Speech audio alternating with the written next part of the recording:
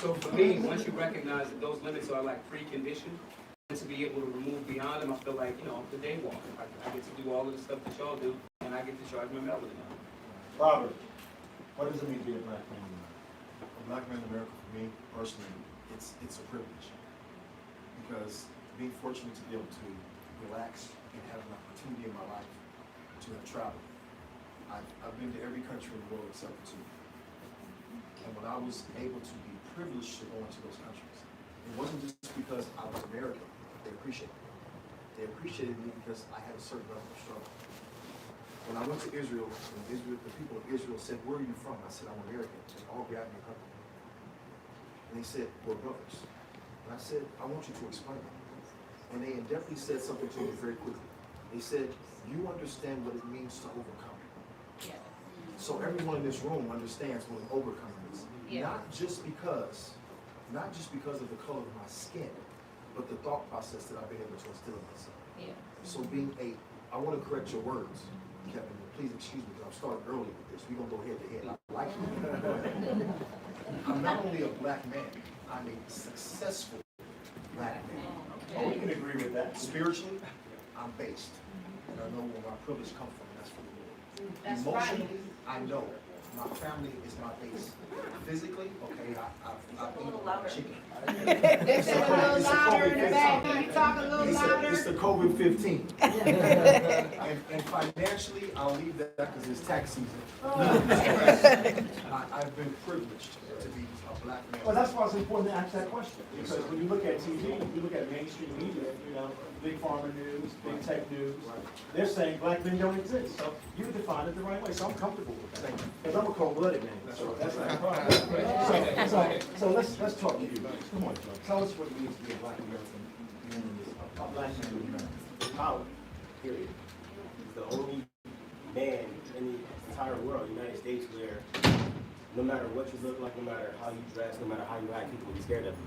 You become a good father, people will be scared of you. You put on a suit, definitely scared of you. You go in the streets, people are scared of you. But it's a power that you have to use responsibly. That's what it is. So listen, here's the deal. Every time I get up, I hear people talking about the condition of the black man. Why black males aren't owning their square. Why black men are not raising their children. Why black men are not married. Why black men have abandoned their community. I don't believe in any of that. That's what they continue to show us. Now, there's some bad actors in every group. But let me tell you, how do you feel about that? I think that's our fault. I think that everything's, I'm a stickler for accountability. I think we've allowed that, even the thing of all our black fathers on the thing, that myth, the CDC even reported that is wrong. That's a study for that from 2013. Like, that's wrong. And then some of the things is just perspective and being articulate about that perspective. So, for example, Colin Kaepernick, when he explained why he was taking the knee, his first explanation was perfect. It was perfect. It was spot on. Then he got quiet, and somebody else hijacked his narrative, right? We had stopped being vocal about how involved, or oh no, this is the good stuff I do, and we'll be quiet about it. That's wrong. We're allowing somebody else to hijack our message. So in that regard, when that happens, it's our fault because we got quiet in the conversation, and we let lickers have this conversation for too long. People that don't represent us openly say they don't even live in our communities and not for our communities. And I want to say that that's not to the exclusion of other communities, but at the same time, we've allowed these people that don't really like black people to speak for black people on platforms and not call that out. So a lot of that rhetoric that's incorrect, it's our fault because we let it exist. Yeah, that's right.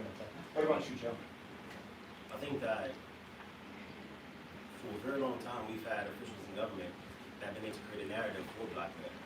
The Clintons, Personal Responsibility Act, war on crack, war on drugs, all of these policies that, broad stroke, that's supposed to help black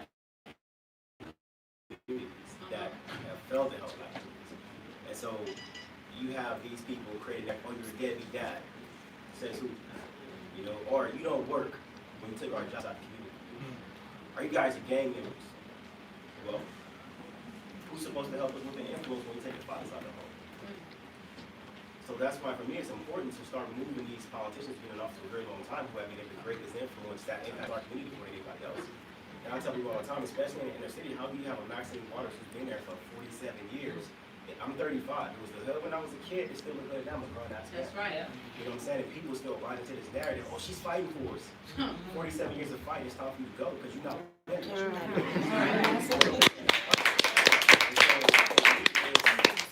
It's the government who's been able to create that narrative and push that into the community, and people just buy into it after a certain amount of time. It doesn't become a narrative, it becomes somebody's lifestyle.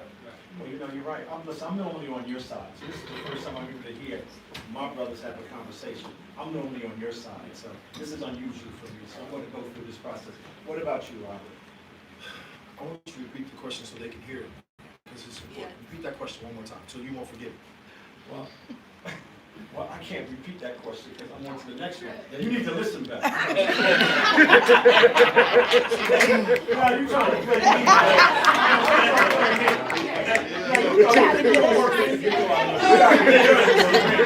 The first thing I want us to understand is we have a lot of steps that we've been taking.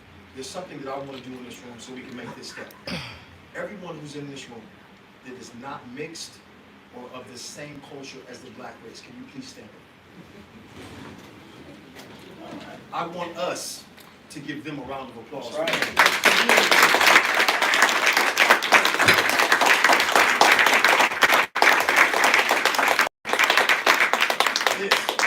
This is the first step of us having an opportunity, as you stated. As you said, and Joe just stated, that we have an opportunity as people to be able to connect with each other. This, for me, is the direction that we're going to have to go as black men. Taking the panel that we're going to be able to have the opportunity to speak the way they're able to speak. Building these forums, Angela has done an excellent job to be able to put this forum together so that we're able to speak arbitrarily to each other so we can get to know each other. It's not the color of the skin that's going to change it. It is the heart of a man. There's our brother right there. All right. That suit, though. We're going to be able to have an opportunity to be able to connect with each other so that we can march towards greatness. The reason I had you stand up is not the color of your skin. It is the audacity for you to come in this room. And what do I mean by the audacity? Everyone will call you crazy. They will say you went and you hung out where? And some people may even be, they will ostracize you from going back into the community where you do live. Well, we welcome you. And we tell you thank you for coming. We welcome you to our community. God bless you. Thank you. Thank you for the question.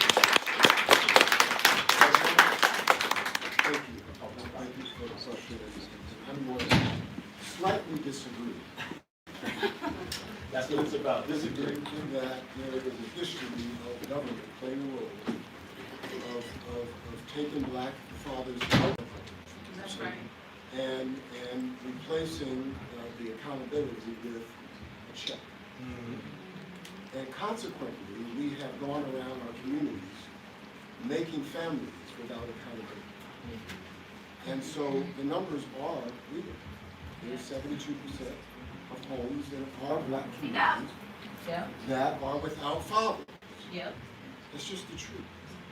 And I minister to men and women who've been molested, who've been without fathers, and who've had abortions and miscarriages. And I witness the brokenness in families because the fathers aren't in the home. And so I tell fathers that it's an S. A father is created to sustain the well-being of the family. Father is created to sustain the well-being of the family. When a father is not admiring a son or a younger man, there's a young man in our community who is hurting. Yes. And our fathers have, women have 50% of the responsibility. Because the women are teaching them that they don't have to have accountability. That's right. It's a two-way street. And so I'm just saying, you gotta have fathers who are admiring their sons and other young men in the community. When it's not happening, they're learning the same cycle. And that 73% that used to be 28% in 1964. Come on. It's gonna be 100. I gotta agree And then you've got people walking around shot like me by a 18-year-old crip in Los Angeles who's now doing 25 to life because he's been raised by a grandmother Women, with all due respect, I was raised by a single mother. A woman can't make a man. Come on. Amen. Say it. Come on now. You better say that. Talk about it. Let me tell you, my mother raised me. So there's a testimony there. But that's not the way it was supposed to be. What do you guys say?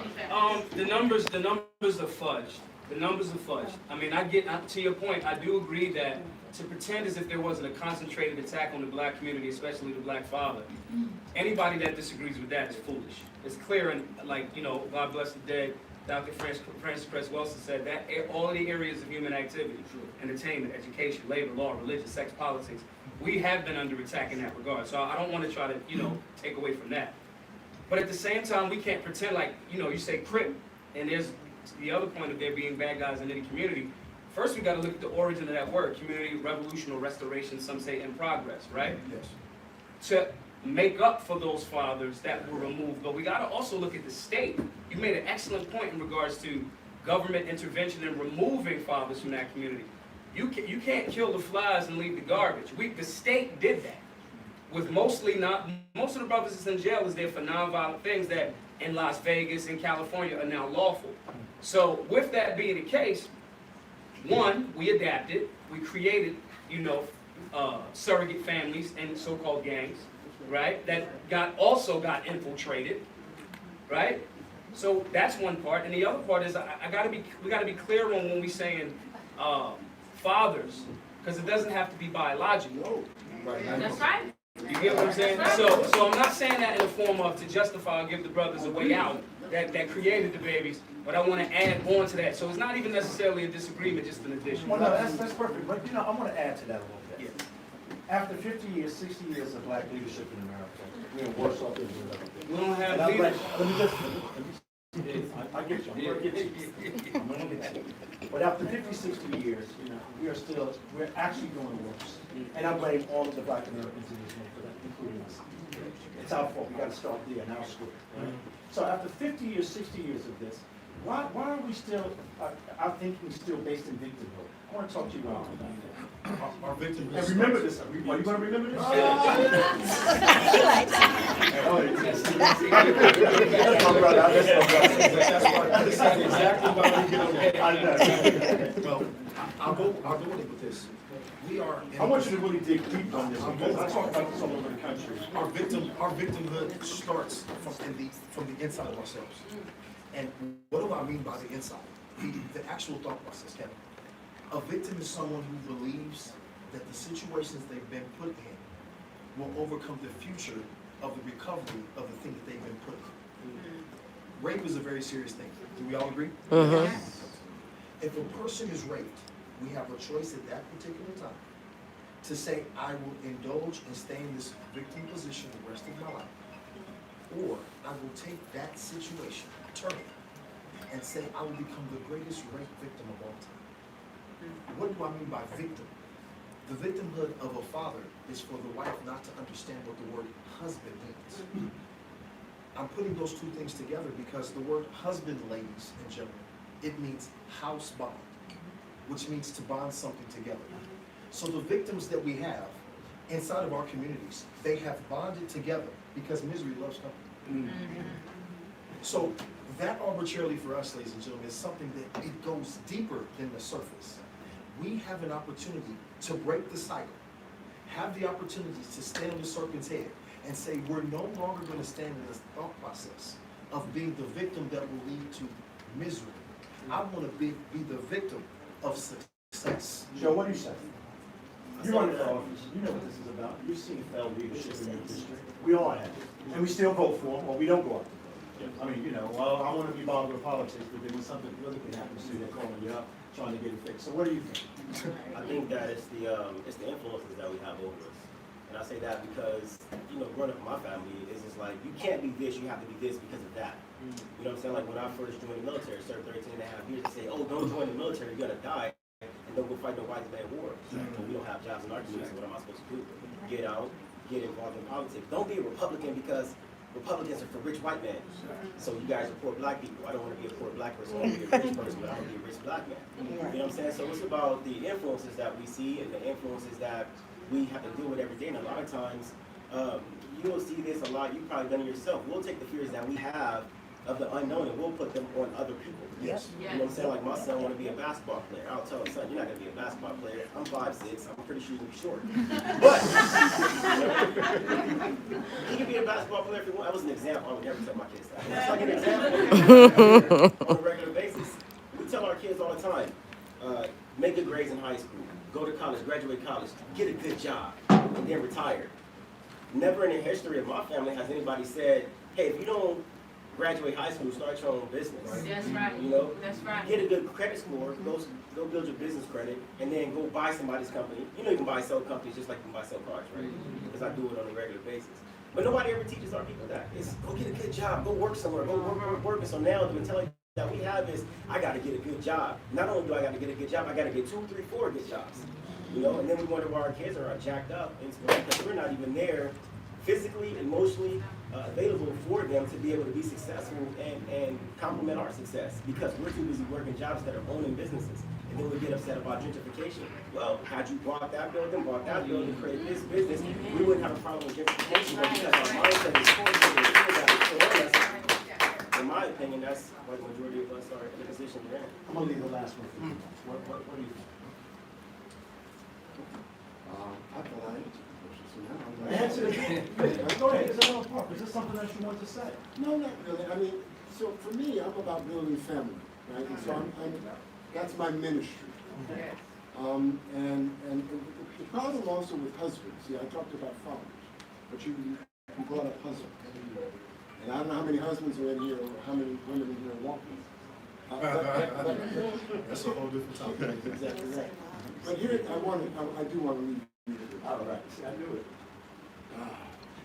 I got a question too. I'm Oh, wait a sorry. minute. I don't mean to interrupt. Don't interrupt my I know panel. y'all panel. Don't interrupt my panel. I just got one question. Okay. All right, don't interrupt because I'm not getting on your panel. I'm gonna leave you Don't with stop that. that. Wait a minute. Wait a minute. You the boss. You know we can call her a panel racist right now.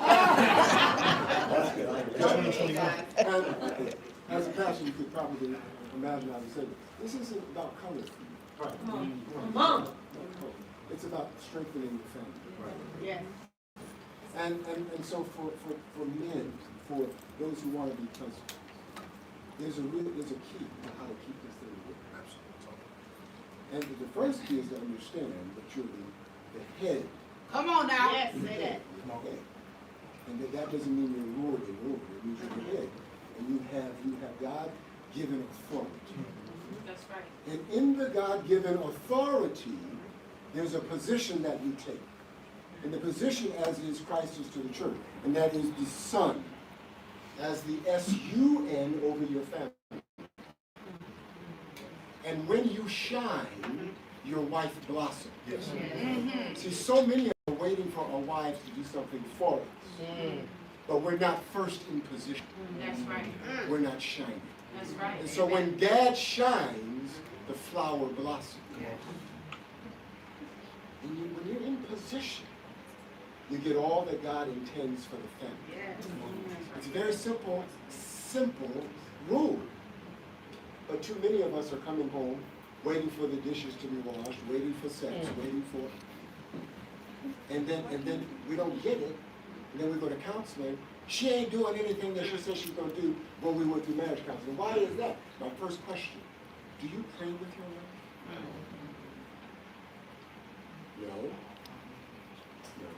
Do you give her a positive affirmation? Do you tell her that she's looking good today? Shane told me I'm looking good. You got to start. The sun shines first in the morning. Come on. And then the flowers. You know, we have. Right now.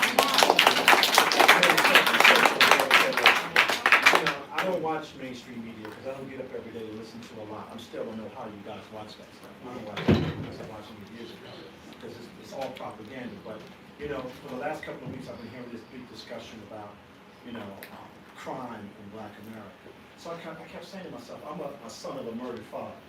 So no white man at the gate came and killed my father. It was some brothers that killed my father, and that's what happens. So I understand that. So I understand it from both sides.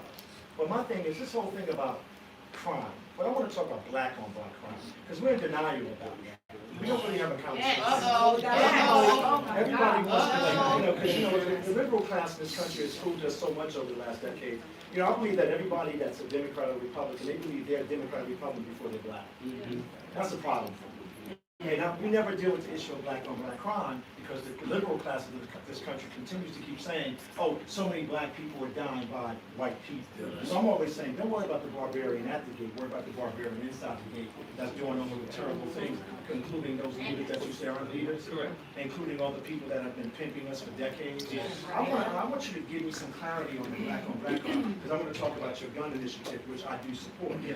So let's talk about that for a second. So Black one, on black crime. we got soft and we not cool with. I'm okay with violence. Violence for me is a useful tool, especially as a warrior. I want to violently remove people from my community that are not doing the right thing in Well, I there. understand what he's saying. The direction that violence goes, we walking around. So when you mention white liberal media and propaganda, our young people are Manchurian candidates.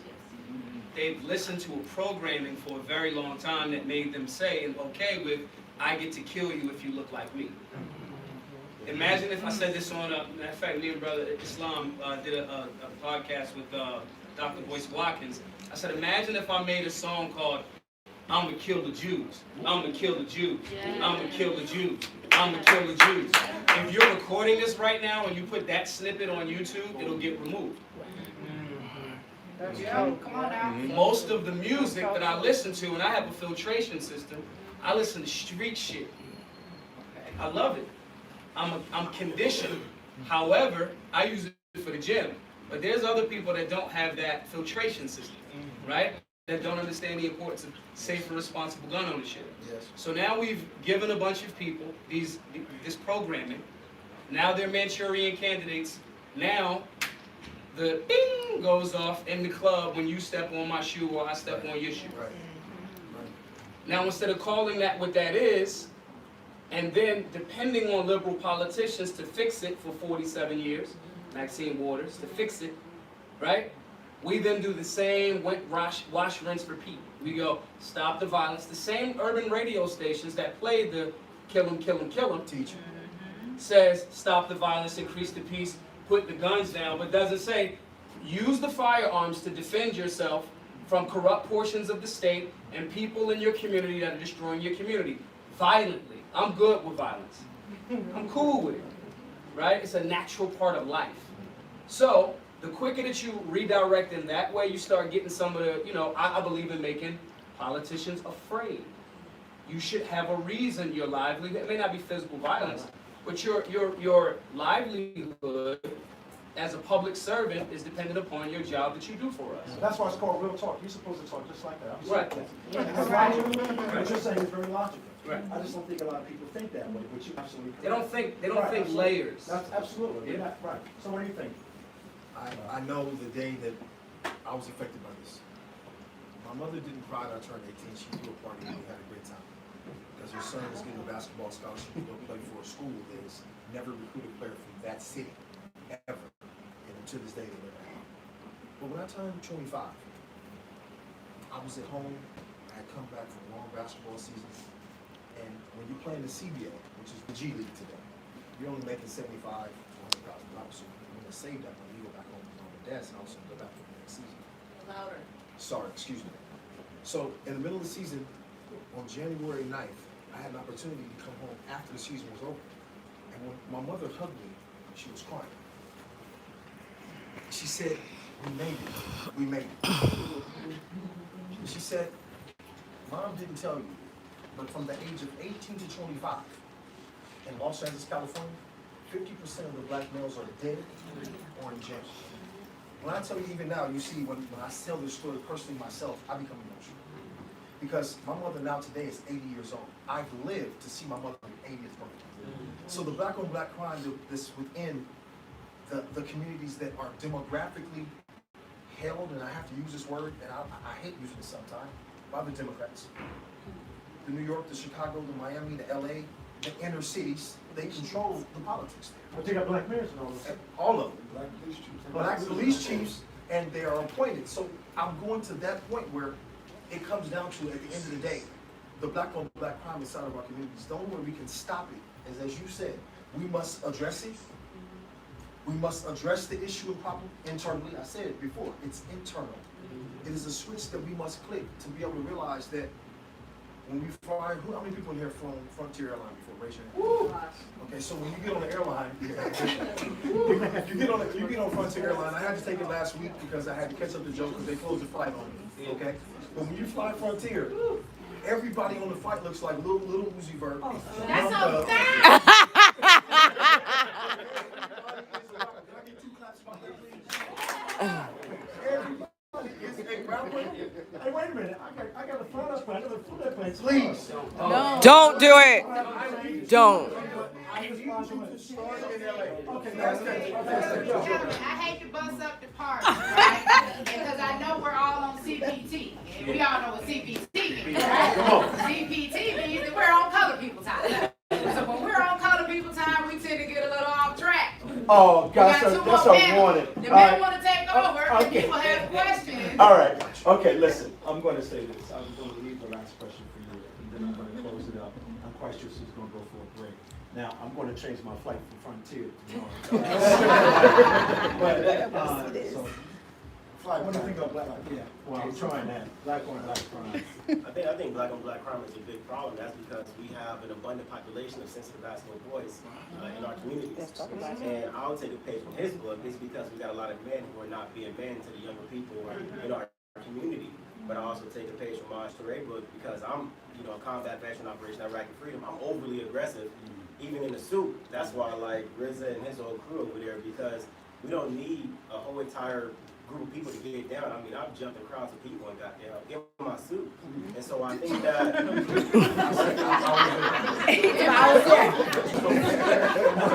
T-shirt. In our suits. with the abundant population of sensitive men, they're triggered. What you looking at? You got color tattoos. I'm looking at your tattoos. You got nice shoes on.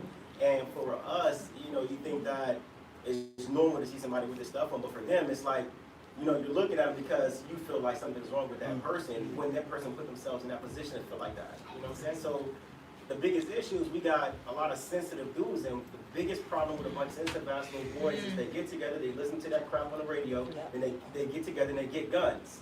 And now you got a bunch of sensitive punks with guns. And it's like, you're not a man, no matter how old you are. You're a punk ass bitch with a gun, you're gonna go shoot somebody and you cannot get down. Right, period.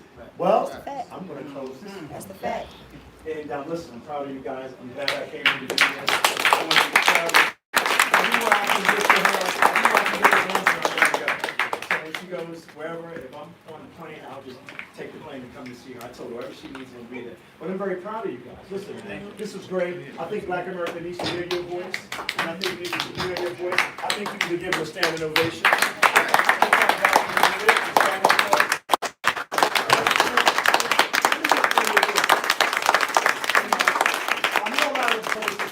Brainwashed consistently, they've brainwashed their children. Now all of you are running around America talking about race. That's just a tool to distract you from what they're doing to you. And what your people have been playing a role in doing to you. And it's beyond that right now. I always leave this message. It's not about race, it's about humanity. Because we're in a bigger fight now that I don't think a lot of you really understand. Slavery passports is on its way. Mass vaccinations destroy your body is on its way. And I'm going to tell you, I want to have that conversation with you because that's real. And I think a lot of you, no pun intended, you're masking it with a mask of shame. That's intentional. Yes. That's what they're doing. And we're going to break that cycle because I'm going to continue to work every day to educate Black Americans about what that's about. Yeah. And we need to change the culture of health in our community. We need to look ourselves in the face and say, we are no longer going to be a proxy. We're no longer going to be the profit center for Big Pharma, and we're no longer going to be manipulated and used by Big Tech, and we're going to protect our children because our children are all we have. Yes. That's it. You don't do it for your kids. What are we doing this for? So I'm very proud of these men because I'm quite sure who's ever watching this at home, we got some young men that need to hear this. Not what you hear Rachel Maddow say. What's that crazy guy from CNN? What's that? And Joy Reid. They don't represent the Black community. Those are the barbarians that I'm talking about that look like you and I. So thank you very much. I'm